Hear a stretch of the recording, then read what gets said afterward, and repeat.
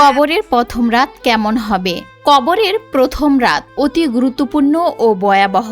মুমিনের জন্য এটি হবে জান্নাতের বাগিচা ও শান্তির স্থান, আর অন্যদিকে পাপিষ্ঠাদের জন্য তা হবে অন্ধকারাচ্ছন্ন ও শাস্তির স্থান।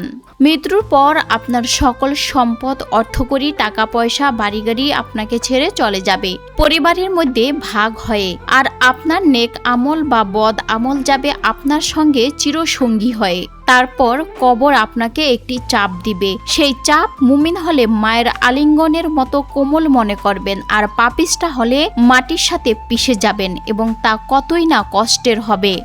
এর পরের ধাপে আসবেন একজন ফেরেশতা, যিনি মুনকার ও নাকির ফেরেশতাদের আগেই চলে আসবেন। তিনি আপনাকে জাগিয়ে তুলবেন আর বলবেন, এবার লেখো তোমার আমল নামা। মুমিন হলে সুন্দরভাবে লিখে দিবেন, আর পাপিষ্টা হলে লিখতে খুবই কষ্ট হবে। তারপর সেটা আপনাকে গলায় ঝুলিয়ে দেওয়া হবে। এই আমল নিয়ে আপনি হাসরের মাঠে উঠবেন, যা কারো ডান হাতে থাকবে আর না হয় কারো বাম হাতে থাকবে।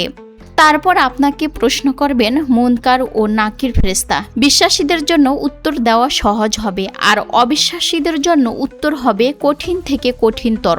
আমলনামা ভালো হলে আপনার কবরটি জান্নাতের বাগিচা বা সুউচ্চ স্থান হয়ে যাবে, আর আমলনামা খারাপ হলে আপনার কবরে জাহান্নামী অগ্নি, বিষাক্ত সাপ, বিচ্ছু আপনাকে খাবলাতে থাকবে।